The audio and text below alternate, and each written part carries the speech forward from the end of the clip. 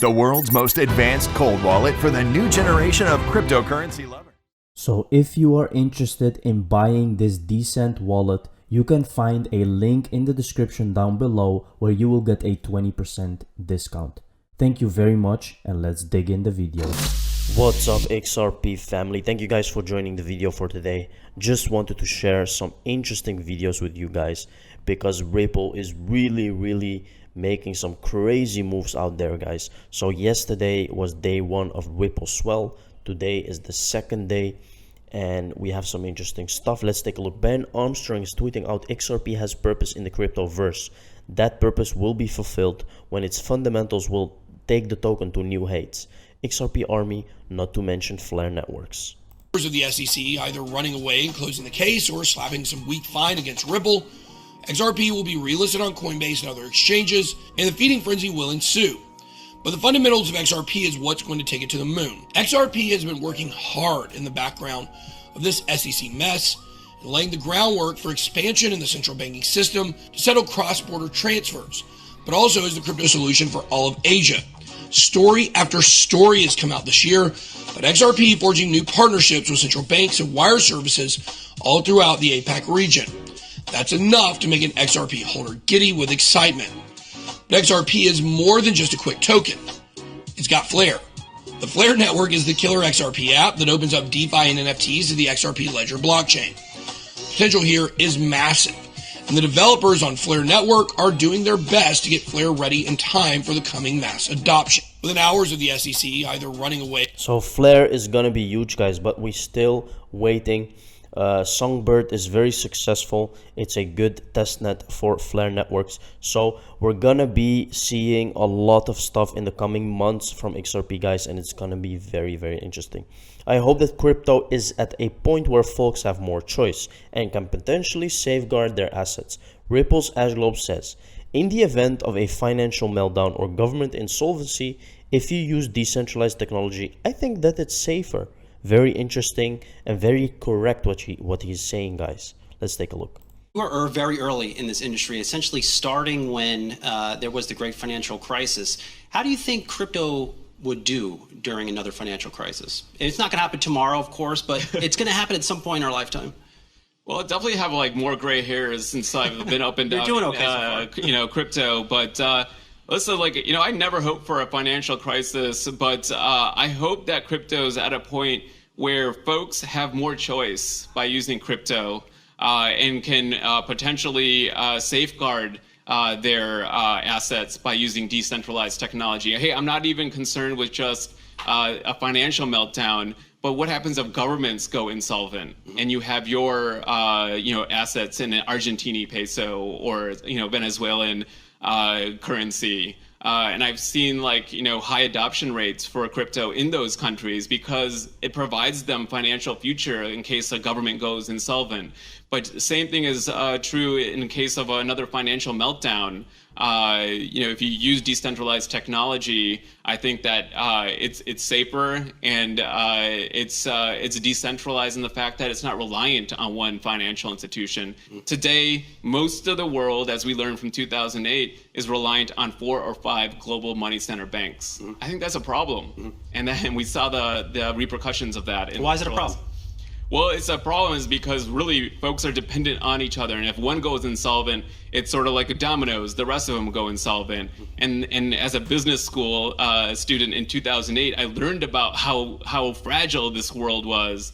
And then when I learned about Bitcoin, soon after, I'm like, this is the way you build financial technology. We saw the power of the internet and what it did for democratizing access for information. This is the same thing that's going to happen here, is that we're not going to be reliant on those 5 big money center banks in the future. We're going to be reliant on decentralized financial technology, and I think that we'll all benefit from that. Does this help bring costs down in the industry?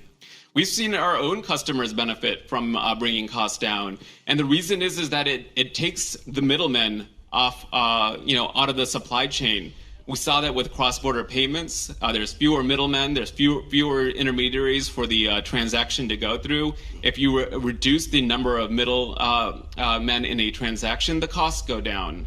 And I think you'll see the same thing. You remove friction out of even getting a loan, like we're seeing in the early days of DeFi, and the costs come down. Access goes up. And that's a good thing, I think, for the world. The world needs more financial access.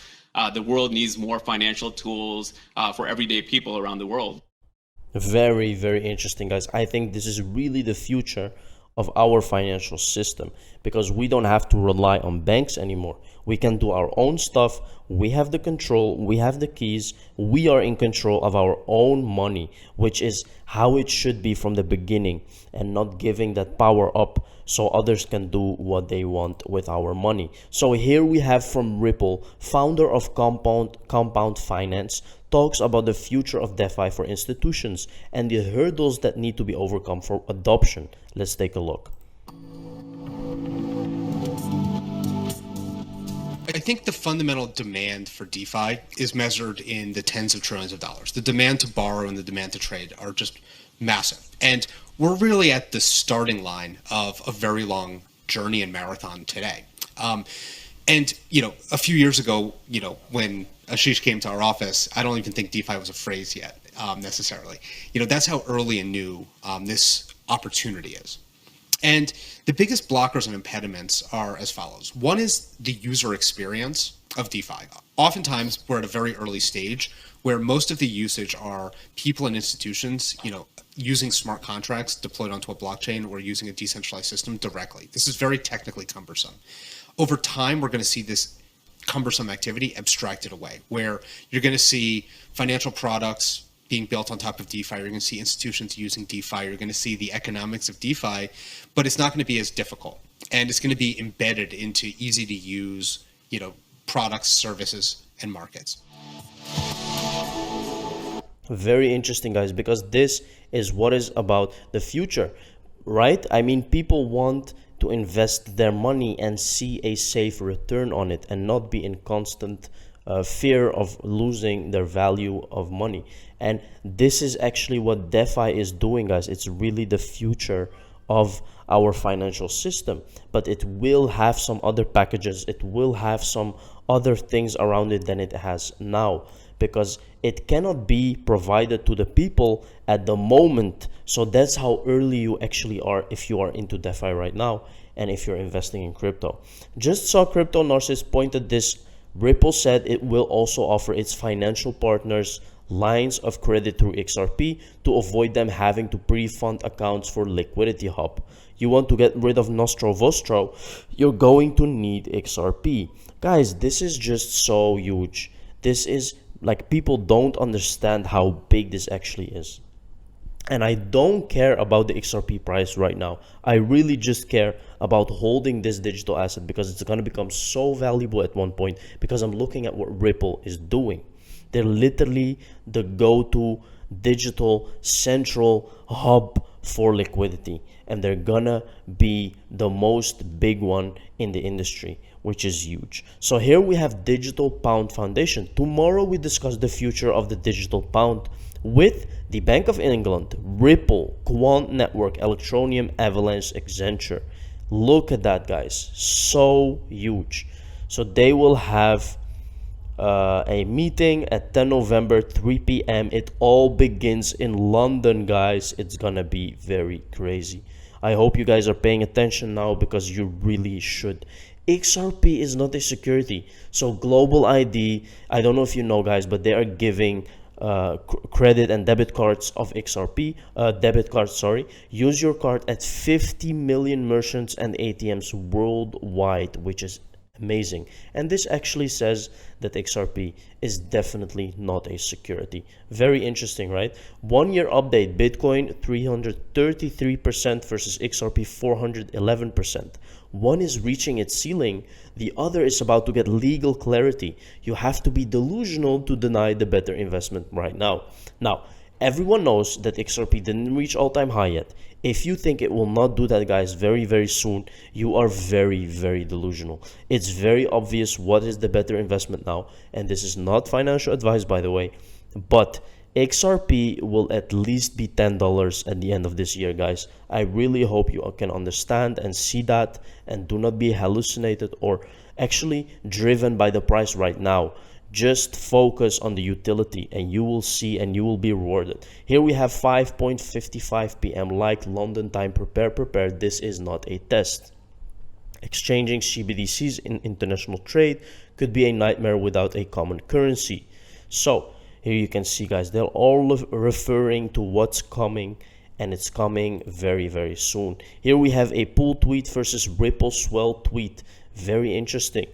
Pool tweeted this actually a while back, and look at that. This is on the Ripple Swell event. Very interesting, guys. So we are ready. Things are happening, guys. Things are going very fast. XRP is trading at 1.3 now, so be ready. Thank you very much for watching this video. See you in the next one.